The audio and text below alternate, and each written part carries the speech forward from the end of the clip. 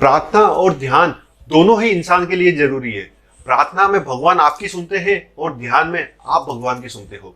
Hello दोस्तों, this is CA Piyush Kotak. एक बहुत ही बढ़िया कहानी आप लोगों के साथ शेयर करना चाहता हूँ।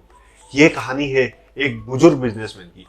एक बुजुर्ग बिजनेसमैन इतना नुकसान कर बैठा था अपने बिजनेस में कि उसके नुकसान की भरपाई करने के लिए उसे भारी कर्ज उठाना पड़ा था। कर्ज उठाने का मकसद ये था कि बिजनेस में वापस से री इन्वेस्टमेंट करेगा, जिससे व्यापार बढ़ेगा तो वो अपनी रोजी रोटी भी व्यतीत कर पाए और जो पैसा उसने लिया होगा वो ब्याज समेत लौटा पाएगा। ये सोचकर उस बुजुर्ग बिजनेसमैन ने ब्याज पर पैसा लिया था। लेकिन कुछ समय के बाद बिजनेस में तरक्की तो नहीं हुई, लेकिन वो पैसा लौटाने में भी असमर्थ रहा। जब साहूकार पैसा मांगने के लिए आया तो बुजुर्ग आदमी अपनी असमर्थता जाहिर कर चुका था, लेकिन साहूकार जो था वो मानने के लिए तैयार ही नहीं था। उसे पैसा निश्चित समय पर चाहिए ही चाहिए था। जब साहूकार ने देखा कि वो बुजुर्ग बिजनेसमैन पैसा लौटा नहीं पा रहा है और उसकी जो बेटी है उससे वो साहूकार शादी करना चाहता था, तो उसने उस बुजुर्ग बिजनेसमैन के सामने ये शर्त रखी कि आपका जो कर्ज है वो सब माफ करने के लिए मैं तैयार हूँ, लेकिन आपकी जो बेटी है उससे आपको मेरी शादी करवानी होगी। इसके लिए वो बुजुर्ग बिजनेसमैन ने मना कर दिया। साहूकार ने एक और कंडीशन रखी कि अपन एक गेम खेलते हैं। एक पोटली में मैं 2 पत्थर डालूंगा, एक सफेद कलर का होगा, एक काले कलर का होगा। अगर सफेद कलर का पत्थर आप निकालते हो तो आपका कर्ज भी माफ और शादी भी नहीं करनी पड़ेगी, और काले कलर का पत्थर अगर आप निकालोगे तो उसमें कर्ज भी माफ लेकिन शादी करनी पड़ेगी। ये बात के लिए वो बुजुर्ग बिजनेसमैन और उसकी बेटी दोनों राजी हो गए। गांव के सरपंच और सब लोगों को उन्होंने निमंत्रण दे दिया अगले दिन के लिए।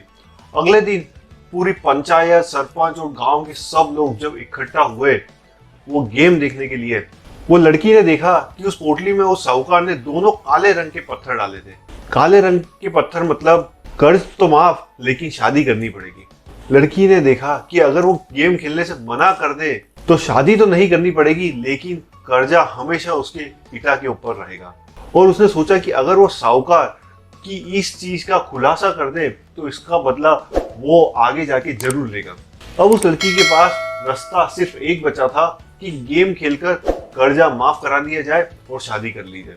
उस लड़की ने गेम बड़ी चालाकी से खेला। उसने पत्थर निकाला और बड़ी चालाकी से उसे नीचे गिरा दिया। वो पत्थर नीचे गिर गया और जो भी काले और सफेद रंग के पत्थर थे उसमें मिल गया। लड़की ने बोला कि मेरे से गलती हो गई, अनजाने में ये पत्थर मुझसे गिर गया है, लेकिन मेरे पास कौन सा पत्थर था हमें इससे पता चल जाएगा कि पोटली में कौन से रंग का पत्थर बचा है। लड़की ने बोला अगर पोटली में सफेद रंग का पत्थर निकला तो समझ लेंगे कि मैंने जो पत्थर निकाला था वो काले रंग का है और मेरा कर्जा भी माफ हो जाएगा और मैं शादी करने के लिए रेडी हूँ। और अगर पोटली में काले रंग का पत्थर निकला तो मतलब मैंने सफेद रंग का पत्थर निकाला था, मतलब मेरा कर्जा माफ और मुझे शादी भी नहीं करनी पड़ेगी। अब वो पोटली खोली तो उसके अंदर काले रंग का पत्थर निकला और उस साहूकार ने जो चालाकी की थी उसका खुलासा हो गया और सब सरपंच और पंचायत के सामने ये निर्णय हो गया कि जो पत्थर उस लड़की ने निकाला था वो सफेद रंग का था और उसका कर्जा भी माफ और उसे शादी भी नहीं करनी पड़ेगी। दोस्तों, ये कहानी एक टफ सिचुएशन को दर्शाती है कि हर एक इंसान के जीवन में परिस्थितियां गंभीर आ सकती है, लेकिन वो गंभीर परिस्थिति को कैसे आप देखते हो और किस तरह से अपने दिमाग को यूज करके वो परिस्थिति को भी अपने फेवर में कर सकते हो, ये ही आपकी समझदारी दर्शाता है। तो हर एक जने के जीवन में ऐसी बहुत सारी परिस्थितियां आती है जहां पर हमारे पास विकल्प नहीं होते, लेकिन विपरीत परिस्थिति के बावजूद हम किस तरह से हमारे समाधान निकालते हैं उस परिस्थिति में से, वो ही हमारी समझदारी दर्शाता है। तो दोस्तों, मेरी ये जो किताब है यू आर कमांडो हर एक जन को रिकमेंड करता हूँ, क्योंकि ये आपके माइंडसेट को एक अलग लेवल पर सोचने में डेवलप करेगा। आपकी मेंटल पोजीशन, एक आपका विल पावर बहुत ही मजबूत करेगा। आज ही ऑर्डर करें और मेरे ये चैनल को जरूर सब्सक्राइब करें ऐसी और कहानियां सुनने के लिए। Thank you so much. Stay connected.